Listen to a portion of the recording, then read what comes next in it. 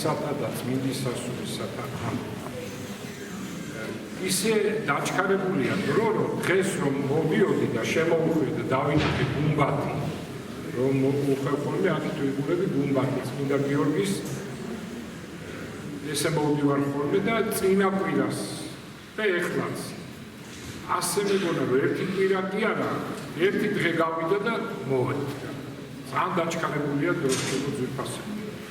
დაჩქარებულია ყველანაირად ეს, იმიტომ კი არა რომ მე არ ვთქვათ მოხუცი ვარ და მოხუცებულობაში თითქოს სწრაფად გადის დრო, არა, ამას ამბობს ახალგაზრდები. ეს მოვლენებია პოლიტიკაში შეიმჩნევა, ეხლა წარმოვიდგინეთ, რომ იმდენად დაჩქარებულია დრო, რომ ტრამპი, ესე იგი, ჩქარობს რა მოკლედ დროით. ძალიან ჩქარობს. რა ხდება საერთოდ? რას აკეთებს, ესე იგი, რატო? იმიტომ რომ დრო ისეთ დაჩქარებულია, რომ აი გრძნობს ეთქობა, რომ 4 წელი ხო აქვს ვადა და ამ 4 წელიწადში უნდა რომ მოასწროს ყველაფერი და დაიწყო ისე რომ აი ერთ 4 წელიწადში რომ რაღაც უნდა გააკეთოს 3 დღეში აკეთებს იმას. ანუ სასწაულად დაჩქარებულია დრო. ერთ-ერთი ნიშანი ბოლო ჟამისა ჩვენ ხშირად ვისაუბრე ამის შესახებ, მამები ამბობენ, რომ ეს არის დაჩქარებული დრო. საერთოდ ბოლოს ძალიან დაჩქარდა. ეხლა არ ვიცი ეს რა დროა, რა ფაზაში ვარ, მაგრამ ეს დროის სიჩქარე დაიწყო აშკარად. და ესე იგი დღეს უნდა შევეხმიანოთ, რა თქმა უნდა, უძღებიშვილის იგავს აუცილებლად და სანამ ამ იგავს შევეხმიანებით, ერთი რამ მინდა უნდა 3-4 კვირა და ეხა გამახსენდა და მაგერამ ჩავთავე დიდი არ დამავიწყეს.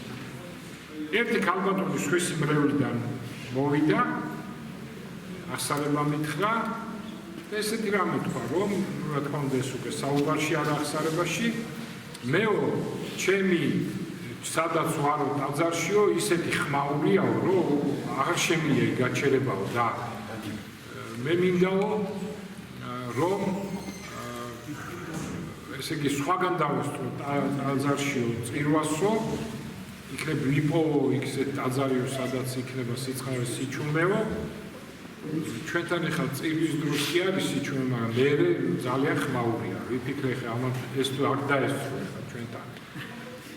და მაგრამ რატო ყვები ახლა ამ ამბავს, რომ ამ ქალბატონმა მითხრა, რომ მე სხვაგან უნდა დავესწრო, მითხრა ტაძარი და მე იქაც თუ არ გამო არაფერი, მე კიდე სხვაგან დავესწრებიო, მაგრამ ერთი მთავარი რაც თქვა ჩემო ძვირფასო, იმიტომ რომ არიან ადამიანები და ამის გამო არიან ადამიანები, რომლებიც რაღაცას დაბყოლდებიან ტაძარში, ხმაურია თუ რაღაცა და საერთოდ მიდიან ეკლესიაში. ამ ქალს აღმოაჩნდა ისეთი რელიგიური კულტურა, რომ მან თქვა, სადაც არის იქ არ გამოვაო, სხვა ტაძარში წავალო, იქ არ გამოვაო, სხვა ტაძარში, მაგრამ ტაძარს არ მოვცილდები.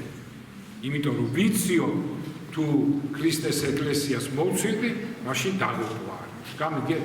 ამიტომ ეს ძალიან მნიშვნელოვანი ამის თქმა, რომ ვინმე რაღაცაზე შეიძლება ამ ტაძარში მკოლდება, პირიქით არის, ზოგიერთ სხვა ტაძარში მკოლდება და აქ მუგესპოულობს, ზოგი აქ მკოლდება, სხვაგან მუგესპოულობს.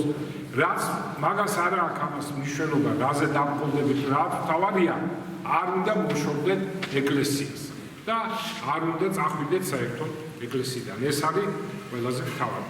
ეხლა მივყვეთ, მოდით ამ იგავის შესახებ ვისაუბროთ მცირედი, ვეცადოთ მცირედი და ავხსნათ რა იგავია ეს. ეს არის უძღებიშვილის იგავი. ეხლა საინტერესო რა,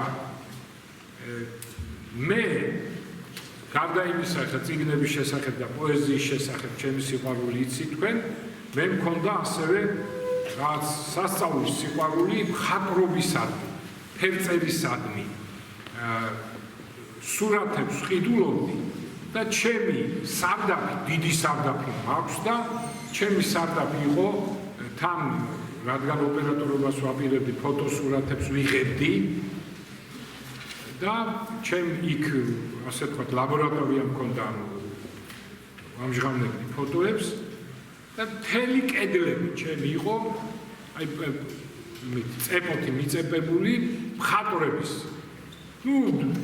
გახსოვთ ის წიგნი რო ვთქვი ჯოტოდან სეზანამდე ესე იგი აი ზუსტად ჯოტოდან სეზანამდე უზარმაზარი სურათები მცირე ზომის დიდი ზომის ნახეთი მქონდა და მიწებული მქონდა კედლებს რაღაცა გალერეა იყო აი როგორც სამხატვრო გალერეა მუზეუმი ოღონ ორიგინალები არ მქონდა რა თქმა უნდა ესეთ სურათები მქონდა გაგრული და ერთ-ერთი დიდი სურათი იყო იქ უძღების შვილის რემბრანდტის უძღები შვილი გახსოვთ ეს შეუძლებელია ეს როგორ ჯოკონდა შეუძლებელია რომ არ ქონდა დანახი თუ არა და დააკვირდით მე სახში რომ მიხარ დაგუგლეთ ეს არის არაჩვეულებრივი აღწერა იმ ხატული აღწერა საღებავებით ამ იგავის შინაარსის ეს კაცი რომელიც დიდარი მამის შვილი იყო რა დღეშია როგორ გაბონჟებულია ნახავთ მე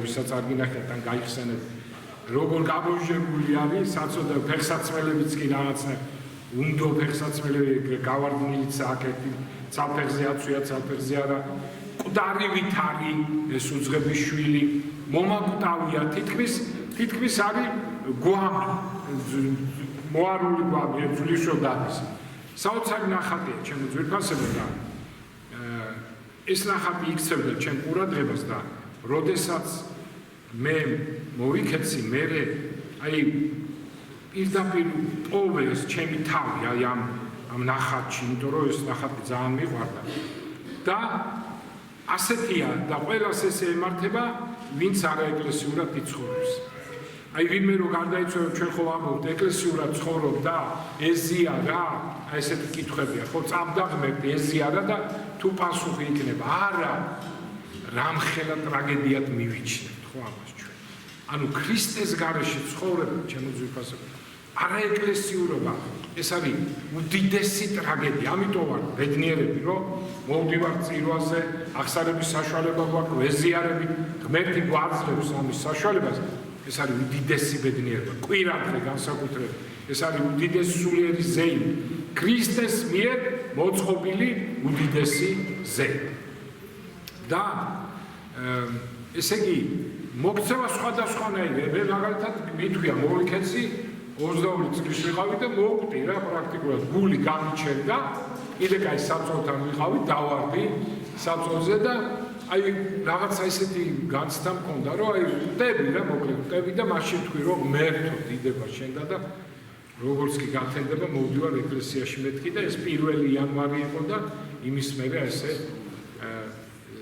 უამრავ ცოდვებში ძიმე ცოდვებიდან 180 გრადუსით პირდაპირ შემოუტრიალდი და არაფერი ნუ გარე შინაგანად კი მქონდა რა თქმა უნდა ბრძოლებიც და ცოდვებიც მაგრამ გარეგნულად ძიმე ცოდვები აღარ ჩამდგა აი ეს უძღების შვილი ვიყავ მე განადგურებული ვიყავ მიუხედავად იმისა რომ 22 წლის ახალგაზრდა კაცი ვიყავ აი ეს არის ეს იგავია ეს ცხოვრებაა მოცემული ამ იგავში და არის ახლა სხვადასხვანაირი მოქცევა ძირითადად ადამიანი ვერაფრით ვერ მოიქცევა თუ ესე იგი სიკვდილს არ ჩახედა თვალებში ან რაღაცაირად სიკვდილთან სიახლოვე არ განიცადა იმიტომ რომ ეს ვნებები ჩემო ძვირფასებო აი ნახეთ როგორ არის შიში ღვთისა და საბამი სიბრძნისა თუ ღვთის შიში არ იქნება გამორიცხული ადამიანის ცოდვებს შეეშვება იმიტომ რომ ეს ცოდვები არის ტაიფუნი იცი აი ტაიფუნის წინაშე ხვალ შეიძლება ვერ დადგები რომ წაგიღებს კაცო ხო ეს ვნებები ისეთი ქარიშხალივითაა რომ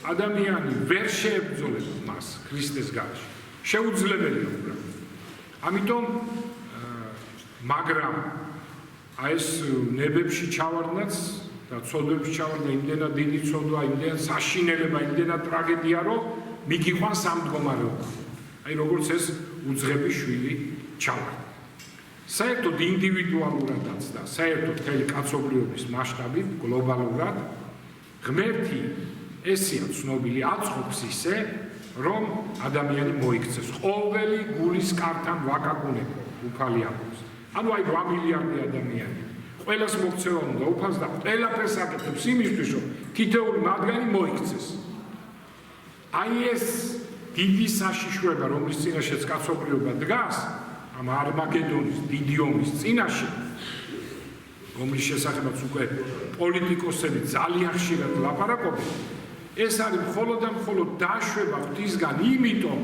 რომ ეს აშკარად არის, შემიძლია დაუმატო ჩემი აზრით, მაგრამ ეს ზედმეტი იქნება ჩემი აზრით. ვინც იცის ბიბლია, ვისაც წაუკითხია ბიბლია, როდესაც ისრაელი ცუდად იქცეოდა, უშვებდა ომებს. როდესაც მერე მოიქცეოდა, იყო მშვიდობა. მერე ისევ დაიწყებენ ცოდვაში ჩავარდნას, ისევ დაუშვებდა ომს და ასე შემდეგ. ეს არის ერთადერთი გამოფხიზლება იმ საშინელებისაგან, რაც ხდება კაცობრიობის დღევანდელ ისტორიაში. თქვენ იცით, ესე იგი ამ LGBT იდეები და რა ხდება ჩვენ ვხედავთ ამ LGBT-ების გამოსვლით, პარადებით, აღლუმებით, ხო? და წარმოიდგინეთ, ესე იგი რა ამალეკის მდგომარეობამდე მივდივართ, ამალეკი დასაწყისი წარმართობისა ამალეკი წერია ბიბლიაში და ეს ამალეკელები აკეთებდნენ აბსოლუტურად ყველაფერს. ოჯახის წევრებს ჰქონდათ სექსუალური ურთიერთობა ერთმანეთში. ეს იყო მაგათ ცხოვრება. აი აქეთკენ მიდის კაცობრიობა. მაგრამ დიდება უკავ საქართველოს ფეხზე დგას, რა თქმა უნდა არა მარტო საქართველოს, მაგრამ ჩვენ და გასახარად ჩვენ ძალიან ძლიერად გვართ ამ ხრივ და ღმერთი ამას არ დაუშვებს და ამიტომ ხდება რამდენადაც არ იქნება სინანული, იმდენად დაუშვებს ღმერთი ამ ომს და მოახლოვებს. საბოლოოდ აპოკალიფსიდან მაინც ჩვენ ვიცით, რომ იქნება რაღაც საშინელი არმაგედონი და კაცობრიობის დიდი ნაწილი განადგურდება. ნუ ეს რა დროს იქნება, როგორ იქნება, ჩვენ ჯერ არ ვიცით, მაგრამ რაღაც სიმპტომებია, დასაწყისი რაღაცა. ეხლა წყალი რო უნდა ადუღო და უკვე ბურთულები რო გაჩნდება, ეს აშკარად ჩვენ ამას ვხედავთ. და მე აი ამ ფიქრებში ვიყავი, ამ გადავედი ამ რემბრანტი ვახსენე, ახლა ამ მხატვრობა ძალიან მიყვარდა და გადავედი ამ ფიქრებში ჩემო ძვირფასებო და ერთი რამ არის ძალიან ისეთი ღირსშესანიშნავი, აღსანიშნავი. ჩვენ ძალიან გვაუცებს ვარსკვლავები, ცა გვაუცებს, ზეს, იცით თქვენ პლანეტები, რომელიც მოძრაობს ზის გარშემო. ეს არის უდიდესი, კიდე რა სიტყვა არ ესე იგი უსაზღვროდ საოცარი, რომელსაც ჩვენ ღმერთს უწოდებთ, საოცარი არსების უდიდესი საოცარი სიბრძნის, უდიდესი გემოვნების, მხატვრის შეიძლება ასე ვთქვათ, გაკეთებული ეს ყველაფერი, რასაც ჩვენ უყურებთ. გამოთვლილია იქ ყველაფერი, იქ არის ქიმია, ფიზიკა, მათემატიკა, ყველაფერი არის ჩადებული, მხატვრობა, ხო, სილამაზეა ეს ყველაფერი, რაც ღმერთმა ჩვენთვის გააკეთა, ჩემო ძვირფასებო. და მე ყველაფრის ამას, ყველაფერი საოცრება ირგვლივ რაც ხდება, თუ კარგად დავაკვირდები, მაგრამ ერთ-ერთი დიდი საოცრება, ჩემო ძვირფასებო, არის მხატვრობის ნიჭი. ეს არის სასწაული. აი, განსაკუთრებით იტალიური რენესანსი, იტალიელების მხატვრების ყველაზე მეტი საოცარი მხატვრები იქიდან არიან, ხო? ნუ შეიძლება ჩვენ რო წარმოვიდგინოთ, აი, მოქანდაკება მიქელანჯელოსი გარდამოხსნა, ხო, პიეტა, ყველა მიცით, მარმალი, თეთრი. ნუ ეს შეიძლება ადამიანმა შექმნას, ჩემო ძვირფასებო. თუ მას ღვთისგან არ ექნება ნიჭი. ხო, ჯოკონდა ეს რა ნახოთ, რა საოცრად საერთოდ პორტრეტები იმ მე-15, მე-16, მე-17 საუკუნის განსაკუთრებით რასაც იყო ესეთი პიტერსონი მხატვარი და ესე იგი აი ფოტოგრაფია რა, აი ფოტოგრაფია რო გადაგო ეგრე ხატავდა. და სულ ფიქრობდი ამ დღეებში, რომ ნუ ეს twinიდან მოდის, მაგრამ რას აძლევს, როგორ აძლევს ღმერთი ნიჭს?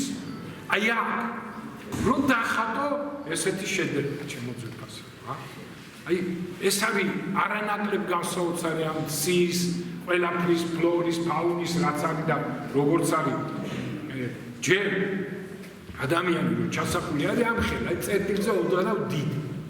აი ეს ადამიანი. ჯერ 9 თვე როგორ არის მუცელში, მერე გამოდის, იზრდება და აქვს სრული აი შიგნი გაყვანილობა, ყველანაირი სისხლის არტერიები, ხო? კანალიზაციაც კი ბოდიში. აბსოლუტურად კუჭი, დიდი ქარხანა, რომელიც ამუშავებს ყველაფერს. თვალი, ტელევიზორი, კომპიუტერი, ქონება, ესე იგი არარაობიდან, მე ამხელა წერტილიდან ეს უდიდესი სასწავლება იმდენად ჩვენთვის ბუნებრივია თითქოს, რომ ამას ეს არ გვაგულებს სინამდვილეში ეს უდიდესი სასწაულია ჩემოწებას. და აი სულ გაოცებული ვიყავ და ფიქრობდი, ვათვალიერებდი ეხაც მაგ ბევრი წიგნი მხატვრობაზე და უყურებდი კაცო აი იტალიელების გარდა იქ დიურერია ხო, იქ რემბრანდტია, იქ როგორ შეიძლებოდა თუ არა ღვთის ნიჭი ჩემოწებას. ადამიანის ცვალებადი კურბე იყო ეს 19 საუკუნეში ესეთი მხატვარი, თიტანი, მაგარი, ძლიერი მხატვარი, მაგრამ მოდი ეს შევაფასებ, შეიძლება გაეცეთ, იდიოტი იყო ჩემოწებას. იმიტომ რომ კაცს ჰქონდა ასეთი ნიჭი მხატვრობის და ვერ იყო ათეისტი, ვერ დააფიქსირო და ვერ მიხვდა რომ შენ უზენაესმა მოგცეს ნიჭი, ეს შეიძლება ჩემოწებას. და მისი ძმაკაცი იყო უდიდესი პოეტი შარლ ბოდლერი, გალაქტონი რომ ამბობს იყო პოეტ შარლ ბოდლერი, ასე პასუხობდა კითხვაზეო რომელი საათია ესე იგი ეს კაცი ბოლოს გახდა ღრმად მორწმუნე. ჩემთვის ეს ძალიან სასიხარულო, იმიტომ რომ ძალიან მიყვარდა და მიყვარს შარლ ბოდლერი. ეს ურწმუნო ასეთი ნიჭი მოგცა კაცმა და შენ ვერ აფიქსირებ რომ ეს ღმერთმა მოგცა. კურბეს ჰქონდა წერილებიც და წერს ერთ ადგილზე დღიურში რომ ვერაფრით ვერ დავხატეო, რომ ბოლოს მაინც დახატა 1-2 პორტრეტი აქვს, ერთი ფრაგმენტი, ერთი პირდაპირ შარლ ბოდლერის პორტრეტი და ვერ ვხატაო კაცო, იმიტომ რომ 1 საათის განმავლობაში ამ კაცო სახე ეცვლებაო, წამდაუწო. თქვენც დაკვირვებული ხართ ალბათ, თქვენ თავზე შეამჩნევთ, რომ ადამიანის სახე იცვლება. მაგალითად ალბათ ყველას გქონია ესეთი რომელიღაც სურათი, ვინმე ეს არ მოწაშალე ეს სურათი არ მოგწონს. იმიტომ რომ აღმოჩნილია ის მომენტი, როცა ჩვენ სახე ნაცვალი გვაქვს, სახე ცვლება და რაღაც უშნოდ ვართ. ზოგიერთ სურათზე ვიცახით, ვაი ეს სურათი ან გამომიგზავნე, ან ეს გაავრცელე, ან იქ კარგად ვარ, იცვლება ადამიანის სახე, რა უცნაური არა. ალბათ დაკვირვებული ვართ, რომ ჩვენ ხო ეხა გულახდილებით თუ ვიქნებით ნარცისიზმით ვარ დაავადებული და ამიტომ სახეს ჩახედვა, თორე საერთოდ ჩავიხედებ. ნარცისი ხო წყალში, ანუ სარკეში რო იყურება, იქიდან დაავადდა, მოგწონს ჩვენი თავი და როდესაც ჩვენ ვიყურებით, ზოგჯერ მოგწონს ჩვენი თავი. და ვამბობ, თუ რა ლამაზებია. მაგრამ ზოგჯერ ვიყურებით და რა საშინელებაა ეს, სახე იცვლება ადამიანს. და გახსოვთ რუსთაველის ფილოსოფია, სიცრუე და ორპირობა ავნებს ხორცსა მერმე სულსა. გამიგე? ამიტომ არის რომ ალბათ ეხა ეს არ ვიცი ეხა ცდა ის არ ჩამიტერებ, როცა რაღაცნაირად ალბათ კარგად ვიქცევ, შედარებით კეთილები, კარგ საქმებს ვაკეთებ, ეს როცა ანუ კეთილს ვაკეთებ, სახეც რაღაცნაირად კარგი გვაქვს. ხოლო როცა ორპირობასა და სიცრუეს რაღაცას ჩავიდე, მართლა სახე საშინელია, ხო?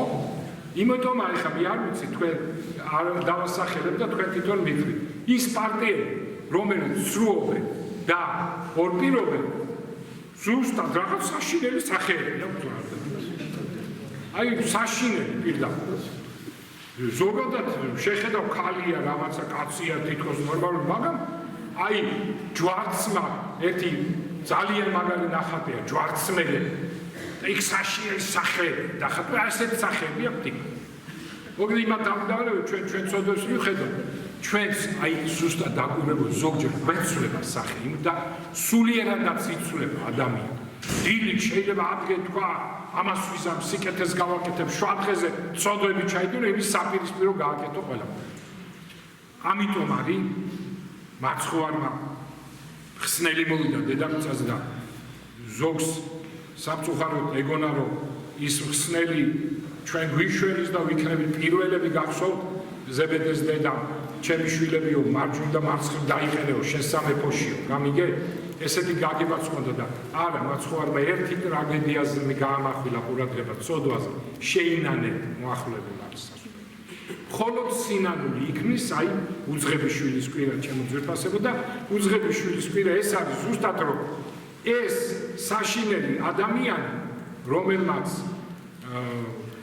ცოდვებში გაატარა ცხოვრება საშინელი სახითად საშინელი გახდა უკვე მოვიდა და შეინანა და მაშინ გახდა ადამიანი და საფარი აი მამებს ძალიან და დედები ძალიან ადვილად გაიგებენ როცა შვილი მამის წინააღმდეგ მიდის ღვთის წინააღმდეგ მიდის მამის წინააღმდეგ მიდის გული გიკვდება მაგრამ თუ შვილი გეტყვის ესე იგი პატიებას როგორი ღირსეული და როგორი ღირებული და როგორი სასიხარულო დიდ სიხარულშია მშობელი გამიგე მაშინ იბადება ეს ადამიანი აი ესია და ეხლა გლობალური ამ ომის და მთელი ამების ეს ყველაფერი არის იმიტომ რომ კაცობრიობა მოიქცეს ჩემო ძვირფასებო რომ ღვთის შიში დაიბადოს და ადამიანი დაუბრუნდეს ღმერთს მაგრამ ეს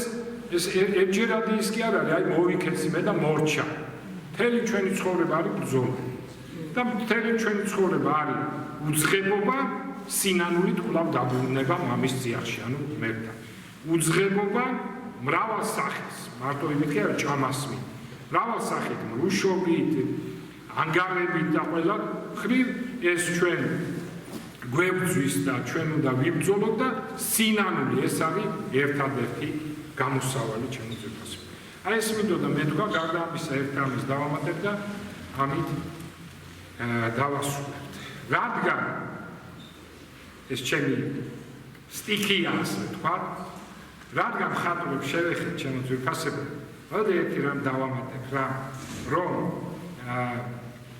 ერთ რამის დავამატებ რომ ესე იგი ნუ ახლა რა ვიცი ევროპას რა შეედრება იტალიას რა შეედრება მაგრამ ჩვენს ყავს ჩვენი არაჩვეულებრივი მხატვრები ხო აი ჩვენი ვთქვათ ვინც შეიძლება ვთქვათ გაბაშვილი ახვლედიანი ფიროსმანი უპირველეს ყოვლისა გუდიაშვილი თანამედროვე მხატვრები ხო ძალიან წარმატებულები ხო და აი თბილის ქალაქს კაცობრიობის ერთ-ერთი საუკეთესო მხატვარი ყავდეს ფიროსმანი და შემოდიხარ თბილის ისე გამოივლი უბნებში მიხვალვა ვერაფერზე იქ ერთი თუ გალერეაში გამოფენდნენ ფიროსმანის სურათს დაკიდებენ ერთ როგორც აფიშას ერთ სურათს და აი მაშინ გამოჩნდება ეს სიცხვილე არ არის ჩემო ძვირფასებო თბილისი უნდა მოფენილი იყოს ფიროსმანის ნახატები ეს 20 სართულიანი სახლები 16 სართულიანი სახლები გვერდიდან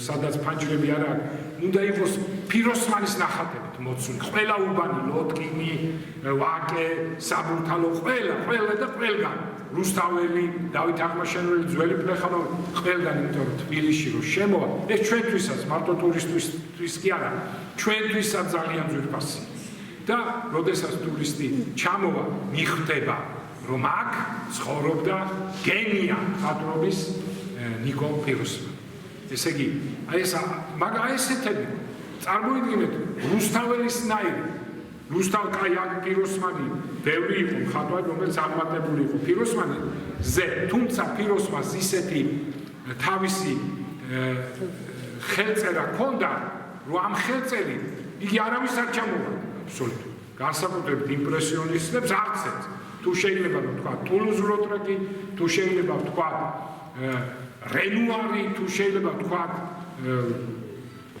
ყველა რა ვიცი ხა პიკასო ხო ცოტა მერე იყო ყველა ფიროსმანი არაფრით არ ჩამოვარდება მათ და თუ აქ ესია რუსთაველი კი აღმატებულია პოეზიაში ყველაზე წარმოიდგინე ხა რუსთავში გამოკვლევით პავლე ინგუროკვით რუსთავში იყო რუსთაველი მაგრამ თბილისშიც ხო იყო ის ერთ-ერთი დიდი თანამდებობის პიროვნება იყო ამიტომ თბილისში მას მოუწევდა ძალიან ხშირად ყოფნა ამიტომ რუსთაველი და თბილისიც განუყოფელია არ შეიძლება რომ ამოვიღოთ აფორიზმები დავწეროთ.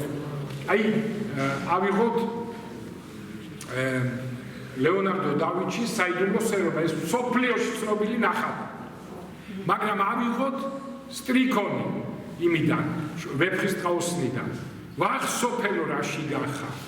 რას გვაბრუნებ, რას ნეგჭირსა, საწაიყვან სადაუსა, სადაღმოყრიბე მე აღარ მახსოვს ზუსტად კარგად, მაგრამ ღმერთია გაწირავს კაცსა შენგან განაწირსა. ამ სტრიქონში მოცემულია მთელი ფილოსოფია, მთელი ცხოვრება, თუ რა არის ცხოვრება.